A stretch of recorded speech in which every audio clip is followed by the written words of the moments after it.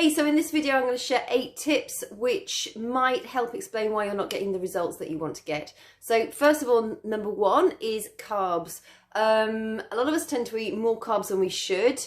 Now, fruits and veggies actually fall in the carb category, but they are really healthy carbs. The carbs I'm talking about are processed bread, or any bread in actual fact, but the white processed bread is even worse. White rice, white pasta. When you think about, like, when you have a bowl of spaghetti, I bet your bowl is literally full of the actual spaghetti pasta. That is what's causing a lot of the problem. You don't need as many slices of bread as you think you might do a day. You don't need the biggest portions of rice that you're probably eating. So if you cut back on your carbs, particularly your refined carbs, you're gonna notice a difference, because carbs make us hang on to fluid. And if you really want to see your abs pop, or you really want to see your muscle definition, you're going to have to reduce the amount of carbs. The next one is hidden sugars. Oh my goodness, people say to me, yeah, but I eat all the low-fat salad dressings, and I eat tinned, tomato soup, and I have orange juice for breakfast because that's healthy. It's so high in sugar. A 12-ounce glass of orange juice has got about the same amount of sugar as a 12-ounce glass of cola. And it's just look on the labels. Become a super sleuth at label reading.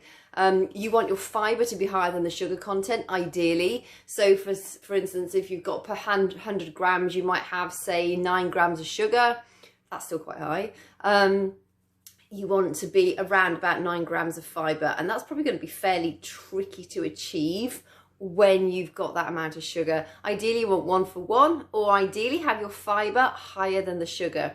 Something like porridge oats, there's higher grams of sugar, higher grams of fibre than there are of sugar. The reason why, like, orange juice is so high in sugar is because it's just the juice. There's no fibre left from the peel or the segments. It's that fibre that allows the sugar to be released slowly within the body, and so the body can cope with it better. When you've just got this explosion of sugar, it has all sorts of chemical reactions, but ultimately it makes you hang on to fluid and it makes you hang on to fat. So be very careful about becoming a super sleuth about the hidden sugars. Things like salad dressing, just check what it says. Pasta sauce in a jar, they are incredibly high. Tomato soup, it's got something like 9 or 13 teaspoons of sugar in it. It's just, there's just way more hidden sugars in food than you would ever realise. So just be aware of that. Become a super sleuth, read the labels, and one day I might actually be able to say that without spitting. Portion size is the next one. Again, it sort of goes back to our carbs, but we want to be making sure that on our plate, the majority of the food that we have is either salad or vegetables. Then you want a small amount of protein, and sometimes you might have a sweet potato or some butternut squash. That's like a fibre-filled carb. That's a really sort of healthy potato alternative. Yeah, you can eat potatoes, but just try and eat them in smaller portions. And at night time, again, it really depends what your goals are. But at night, the reason we eat carbs is for energy. And at night, you're not going to need an awful lot of energy. So if it's a toss-up between a slice of toast for breakfast, wholemeal toast for breakfast, or a white potato for dinner, have the toast in the morning, because it'll, you're going to work it off throughout the day. You don't really need it at night time. Next one is most of us do not drink enough water. So number 4 is we don't drink enough water. A body that is toxic, a body that's hanging on to toxins, is not going to shed weight because it's still in that stress response.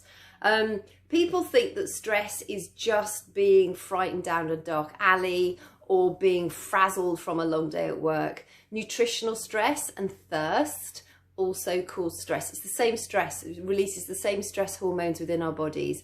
When we release cortisol, which is one of our stress hormones, it affects our insulin, which is our fat storing hormone, and we hang on to fat. So water helps us sort of, it keeps our metabolism working really nicely. It helps us to detoxify. It's cleansing for all of our organs. It's also really important for our cellular structure.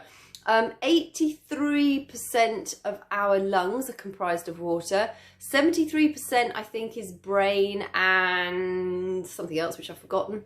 And around sort of 60 to 70% is our body in general. We are very, very aquatic beings, or watery beings. So water is incredibly important. If you don't like water, try squeezing the juice of a lemon or a lime into it, or apple cider vinegar is really refreshing, or even some herbal teas. Just make sure you're not adding sugary stuff. Make sure you're not drinking pop or soda thinking that because it's watery, it's healthy. Teas and coffees don't really count.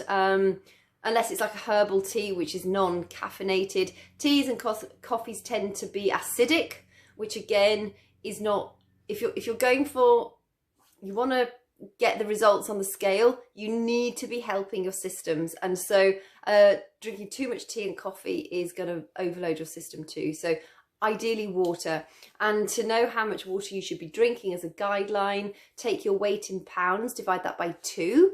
And that's the answer is the fluid ounces of water you should drink ideally every day. If you're menopausal and having a lot of hot flushes, if you live in a hot climate or a very cold climate, or you are, doing a lot of strenuous activity or work during the day, you'll probably need to up that. The best indicator of whether we're hydrated or not is the colour of our pee. It should be a pale straw colour.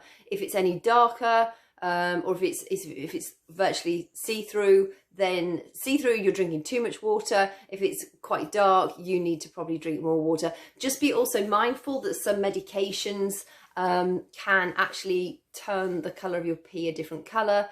And if you've eaten something like beetroot the night before, it might give it a pinkish tinge. So don't think that something seriously wrong. It's probably the beetroot you've had the night before. Eating late is another problem. So our bodies need time to digest food before we go to sleep. So if you're eating well, it depends what time you go to bed. You want to finish your meal ideally a good 2 hours before you go to bed. Gives your body time to digest it, and it means you're going to sleep better. So that was point number 5.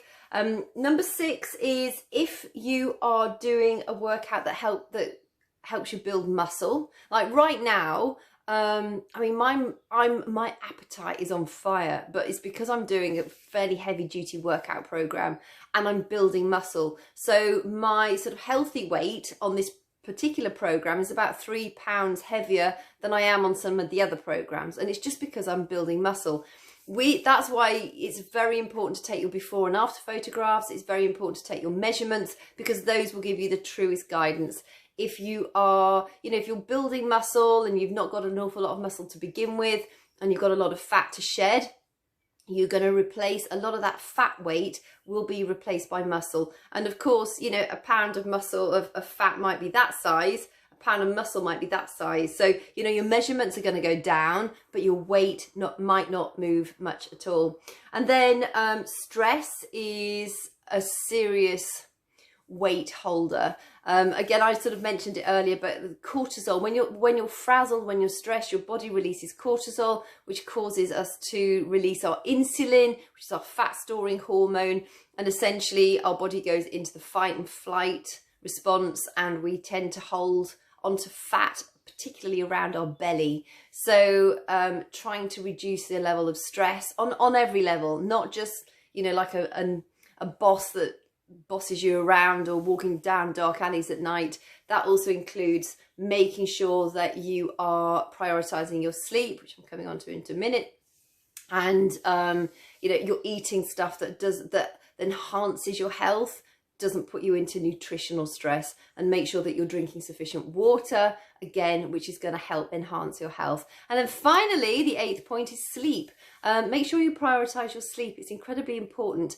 If you are sleeping badly, and I know there's all sorts of different reasons why you might sleep badly, but often it's just a matter of having a better nighttime routine. So making sure we eat a little bit earlier, making sure that we have, we're turning off screens, we're turning off our laptops, we're turning off our phones before a good hour, an hour and a half before we go to bed.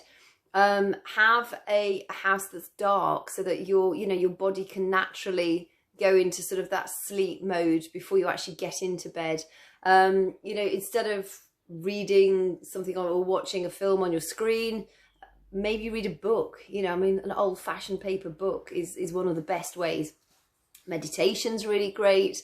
But find something that is soothing and calming for you. We're all so wired these days with technology, and we're all so busy, and it's almost like it's become fashionable to be so busy that we don't have time to sleep. Well, that's just nuts, because ultimately we're shooting ourselves in the foot. And if you're not sleeping sufficiently and you're not getting sufficient quality sleep, that is going to cause problems, not just for your weight gain, but your immune system as a whole, your brain health. It's just vitally important. So make sure that you prioritize your sleep. If sleep's a struggle for you, I've got an ebook that goes over sort of sleep hygiene and tips and things that you can use to help maximize your sleep potential. And a lot of people find it really, really helpful, but you actually have to follow the tips. I think it's so easy to think, oh, you wake up tired in the morning and you think, oh, I'll get to bed earlier the next night. And, for some reason you end up chatting for too long on the phone with friends, or you think, oh, I'll just watch the end of the film, or you get too tired and you're watching something and you can't be bothered to move because you're too tired. But eventually you have to, because you need to go to bed. Make sure before you get to that stage of almost like, oh, I've collapsed, get to bed, prioritize it. Maybe put an alarm on your phone at 9:30 that says, this is when I'm going to go upstairs, I'm going to brush my teeth, I'm going to get washed ready for bed, and then I'm going to read my book for maybe 20 minutes, and then I'm going to go to sleep, and I'm going to prioritize it. Particularly if you get up early, you are really jeopardizing your health if you don't allow yourself to sleep properly. And you'll find also that when you slept badly, the day after, you'll be reaching for all the carbs. You'll want all the sugary stuff. You'll be making those decisions that are not going to get you the result that you want on the scale. So it's like this cyclical thing. So sleep is absolutely vital. So I hope those 8 tips have helped.